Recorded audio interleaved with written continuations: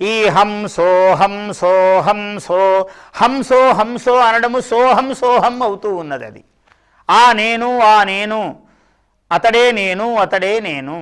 ఎవరతడు? ఆ పరమాత్మ. ఏ పరమాత్మనైతే నీవు అర్చన చేస్తున్నావో, ధ్యానం చేస్తున్నావో, పూజిస్తున్నావో, మూర్ఖులకు తెలియక విగ్రహారాధన నిషేధం అంటున్నారు. విగ్రహము అంటే అర్థం ఏమిటంటే ఒక రూపము. నీకొక రూపం అంటూ ఉంటే కదరా నీవు రూపముతో అర్చిస్తూ ఉన్నావు. విగ్రహారాధన వద్దు అంటే ముందు నీ విగ్రహాన్ని తీసేయాలి. ఏదన్నా సముద్రంలో దూకాలి ముందు నువ్వై, నీ శరీరాన్ని త్యాగం చేయాలి. విగ్రహారాధన వద్దనే ప్రతివాడు ఎవడైనా కూడా. విగ్రహారాధన పనికిరాదని దయానంద మహర్షి అంతటి వాడు చెబుతూ ఉంటే త్రైలింగ స్వామి అనే మహానుభావుడు ఆయన్ని ఆజ్ఞ పెట్టాడు. ఒక అవధూత సిద్ధపురుషుడు త్రైలింగ స్వామి పెట్టి, నువ్వు ఎలా విగ్రహారాధన వద్దంటున్నావు చెప్పు అన్నాడు. ఆయన్ని చూడగానే సర్వ అవయవములు ముడుచుకుపోయాయి దయానంద సరస్వతికి. ఆయన కాళ్ళ దగ్గర కూర్చున్నాడు. ప్రభు, ఇప్పటి నుంచి మానేస్తున్నానని చెప్పటం అన్నాడు. విగ్రహారాధన వద్దు అన్న దయానంద సరస్వతి అంతటి వాడు కూడా ఎరుకగలిగి ఒక అవధూత చేత జ్ఞానము బోధింపబడ్డాడు. అందువల్ల వద్దు అనడము చాలా సులభము. వద్దు అని అన్న ప్రతివాడు కూడా మళ్ళీ ఏదో ఒకటి పెట్టుకొని ఉంటాడు, ఒక సంకేతం. దాన్ని పట్టుకొని తిరుగుతూ ఉంటాడు. వద్దన్నావు కదరా మరి ఎందుకు పట్టుకున్నావంటే మళ్ళీ ఆధారం ఏదో కావాలి వీడికి. ఆ కావాలనే కదా పెద్దలు చెప్పారు విగ్రహారాధన ఉండాలని. అందువల్ల వీధి వీధిలో వినాయక విగ్రహము, ఇంటింట వినాయక విగ్రహము ఉండవలసినదే. కలియుగము యొక్క మహిమ, విఘ్నేశ్వరుడు యొక్క మహిమ. ఇలా ఇది వద్దు అది వద్దు అనేవాడు కాలగర్భంలో కలిసిపోతాడు తప్ప ఎవ్వడు మిగలడు. గణపతి శాశ్వతము, అపారమైన వైదిక ధర్మము శాశ్వతము, హిందూ ధర్మము శాశ్వతము.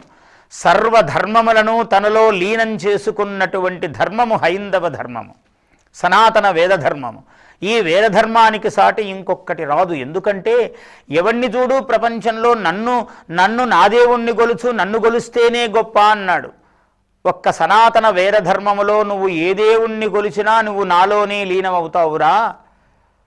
నువ్వెవరికన్నా నమస్కారం పెట్టు. సర్వదేవ నమస్కార కేశవం ప్రతిగచ్చతి. నదీనాం సాగరోగతి. నదులన్నీ సముద్రములో కలిసినట్లుగా అన్ని స్వరూపాలు నాయందు లీనమవుతాయి అన్నది సనాతన హిందూ వైదిక ధర్మం. అందువల్ల హైందవ ధర్మము సర్వ విశాలమైనది. ఈ భూమండలము ఎప్పుడు పుట్టిందో అప్పుడు పుట్టింది వేదము. అది స్వయం ఉద్భూతము, ఎవరు రాసినది కాదు. వేదము దర్శితము, వేదాన్ని చూశారు కానీ ఎవరూ రాయలేదు.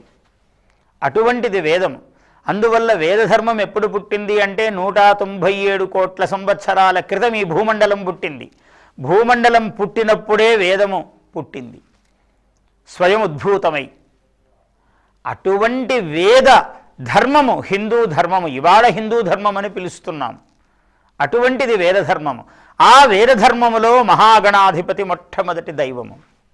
ఆయన తర్వాత రూపాలన్నీ కూడా నువ్వు ఏ రూపమన్నా పెట్టుకో, అన్ని రూపాలు ఒక్కటే. ఓం ఓంకారమును గనక రాసినట్లయితే ఇలా తెప్పి విఘ్నేశ్వరుని యొక్క ముఖమే ఓంకారము ఇలా ఉంటుంది. ఆ ఓం విఘ్నేశ్వరుని యొక్క ముఖము. ఆ ఓంకారమే ముఖమైనటువంటి స్వామి విఘ్నేశ్వరుడు సర్వదేవతామయుడు. కాబట్టి నీవు ఏ పూజ చేసినా ప్రప్రథమ పూజ, అగ్రపూజ విఘ్నేశ్వరుడికి చెయ్యాలి. అటువంటి విఘ్నేశ్వరుని యొక్క పాదపద్మములను పట్టుకుని భృషుండు అనే మహర్షి మహోత్తముడై